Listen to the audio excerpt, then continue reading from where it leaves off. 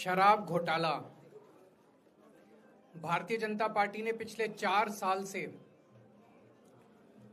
इस शब्द का भारतीय राजनीति में खूब इस्तेमाल किया। आज उसमें जो आदेश आया उस पर अभी चर्चा करेंगे।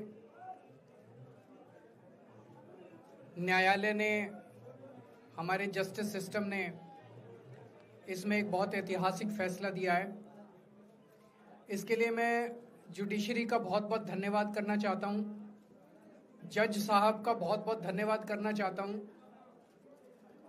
आज के इस माहौल में जब सारी संस्थाओं को, सारे अथॉरिटीज को डराया जा रहा है, धमकाया जा रहा है, ऐसे में इतना बड़ा न्याय करने के लिए जज साहब ने वाकई बहुत हिम्मत दिखाई है।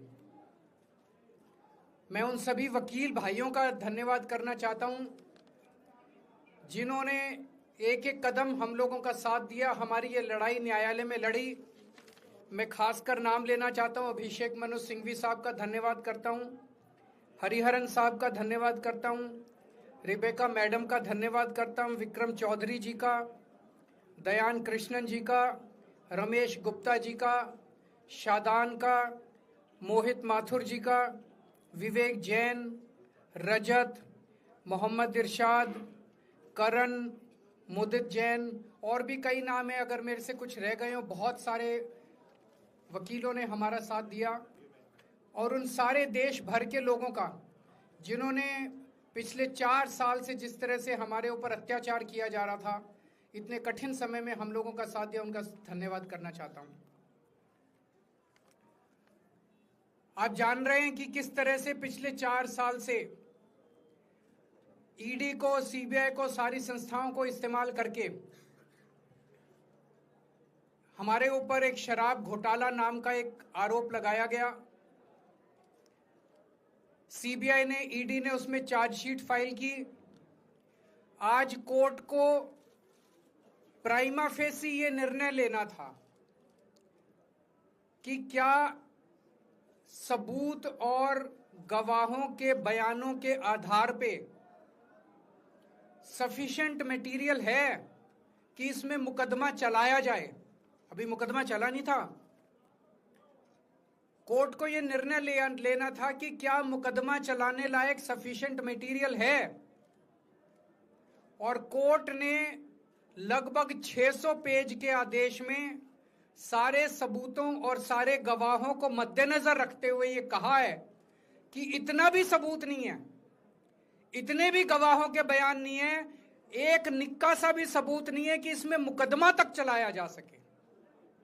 अगर मुकदमा चलाया जाता, 15-20 साल मुकदमा चलता, उसमें बहुत सारे गवाह बुलाए जाते, सबूत रखे जाते, उसके बाद होता, वो तो अलग बात है।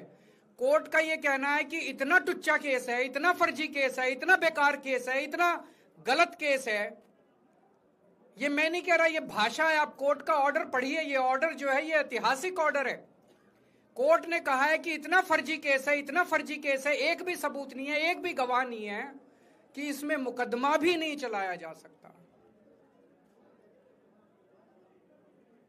ये पूरा षड्यंत्र किसने रचा, क्यों रचा? ये पूरा षड्यंत्र 2 लोगों ने मिलकर रचा, नरेंद्र मोदी जी और अमित शाह जी। और आज उन दोनों को पूरे देश से माफी मांगनी चाहिए। उन दोनों ने मिलकर षड्यंत्र रचा कि आम आदमी पार्टी को खत्म किया जाए, आम आदमी पार्टी को बर्बाद किया जाए। और उस षड्यंत्र के तहत आजाद भारत का सबसे बड़ा और सबसे घिनौना षड्यंत्र रचा उन लोगों ने। वो देख रहे थे कि दिल्ली में वो हमें नहीं हरा सकते। वो देख रहे थे कि दिल्ली की जनता हमारे कामों से बहुत खुश है।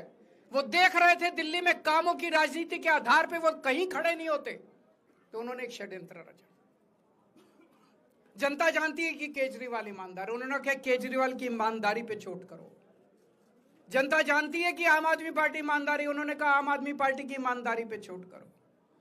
उन्होंने आम आदमी पार्टी को खत्म करने के लिए षड्यंत्र रचा और बोले केजरीवाल बेईमान है, केजरीवाल बेईमान है, केजरीवाल बेईमान है। केजरीवाल ने शराब घोटाला किया, केजरीवाल पैसे खा गया, केजरीवाल ने 100 करोड़ रुपए खा लिए।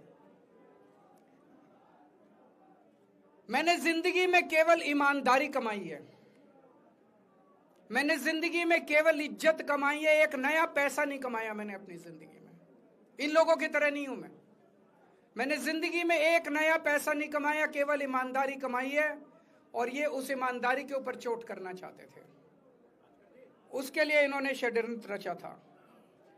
आज कोर्ट के ऑर्डर के बाद ये साबित हो गया देश के सामने, केजरीवाल कट्टर ईमानदार है, मनीष सिसोदिया कट्टर ईमानदार है, संजय सिंह कट्टर ईमानदार है, दुर्गेश कट्टर ईमानदार है, आम आदमी पार्टी कट्टर ईमानदारी है। हम नहीं कह रही है, कोर्ट ने सारे देश के सामने बोला है।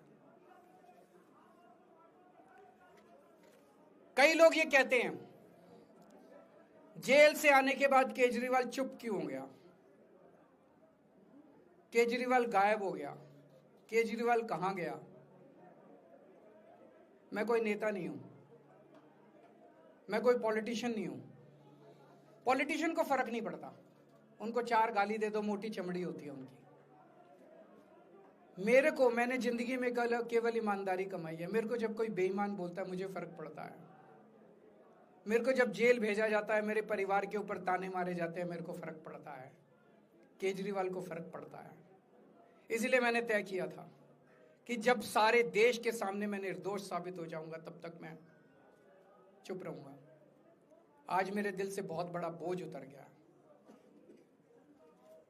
मैं मोदी जी को कहना चाहता हूं, मोदी जी आपने हमारे ऊपर इतने केस कर लिए, आपने ईडी छोड़ दी, आपने सीबीआई छोड़ दिया, आपने पुलिस छोड़ दिया, आपने इनकम टैक्स छोड़ दिया हमारे पीछे, आपने जेल भेज दिया हमारे 5 सबसे बड़े नेताओं को। आम आदमी एक समय ऐसा था जब आम आदमी पार्टी के सबसे टॉप के 5 नेता जेल में थे एक साथ। उसके बाद भी केजरीवाल का कुछ नहीं बिगाड़ सके। अब तो एक ही तरीका बचा है मोदी जी केजरीवाल से निपटने का, केजरीवाल का कत्ल करवाना पड़ेगा, केजरीवाल की हत्या करवानी पड़ेगी। उसके अलावा अब केजरीवाल आपसे संभलने वाला नहीं है। अब आपके बस का नहीं है केजरीवाल, आपने सब कुछ करके देख लिया, अब केजरीवाल का कत्ल ही करवाना पड़ेगा। और एक तरीका है, मैं पहले भी बोल चुका, लेकिन वो मोदी जी के बस का नहीं है। मैंने 500 स्कूल बनवाए दिल्ली में, आप 5000 स्कूल बनाओ। मैंने दिल्ली की सड़कें अच्छी करी, आप पूरे देश की सड़कें ठीक कर दो, देखो केजरीवाल को कोई पूछेगा ही नहीं। केजरीवाल ने 200 मोहल्ला क्लिनिक बनाए, आप 20,000 मोहल्ला क्लिनिक बनाओ। आप तो देश के प्रधानमंत्री हो, अरे अच्छे काम करो ना। वो नहीं होता मोदी जी से, वो मोदी जी से नहीं होता। मैं उनको कहना चाहता हूं, प्रधानमंत्री जी, केवल सत्ता की जो प्रधानमंत्री मोदी जी की और अमित शाह जी की सत्ता की हवस है, ये उसका नतीजा है जो ये षड्यंत्र रचा गया।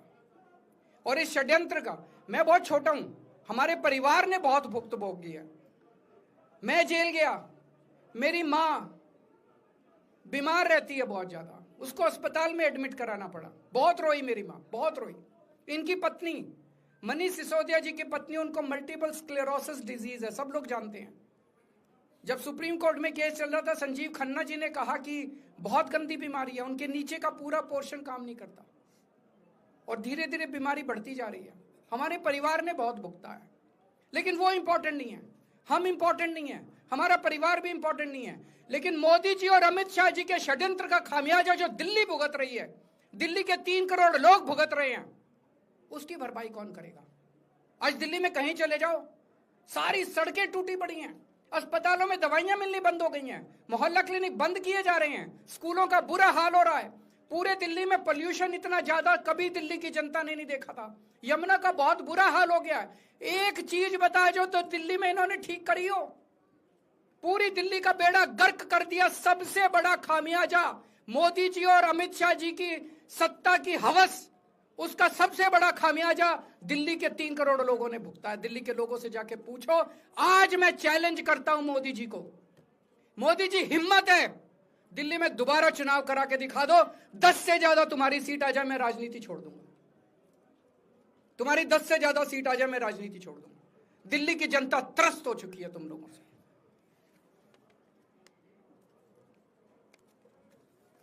मैं मोदी जी को कहना चाहता हूं, अगर आपने सत्ता हासिल करनी है, कुछ पॉजिटिव काम करके सत्ता हासिल करो। आज देश के सामने इतनी बड़ी बड़ी समस्याएं हैं। आज देश का युवा दुखी है, देश का व्यापारी दुखी है, देश का उद्योगपति दुखी है। आज अमेरिका हमें आंखें दिखा रहा है।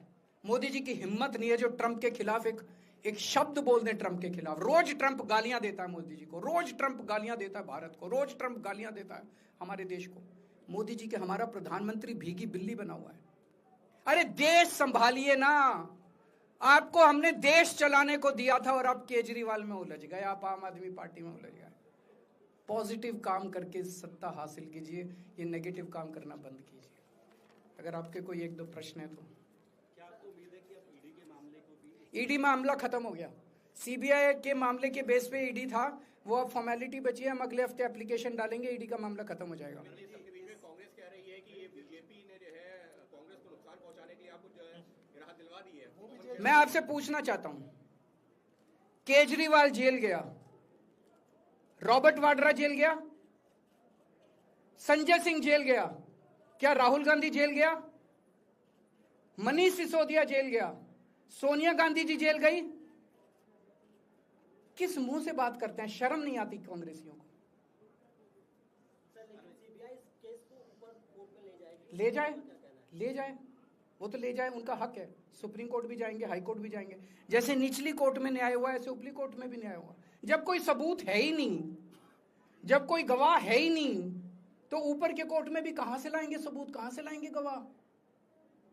आज कोई छोटा मोटा उन्होंने डिस्चार्ज कर दिया है हमें, उन्होंने कहा कोई आरोप ही नहीं बनता। इसके अलावा जो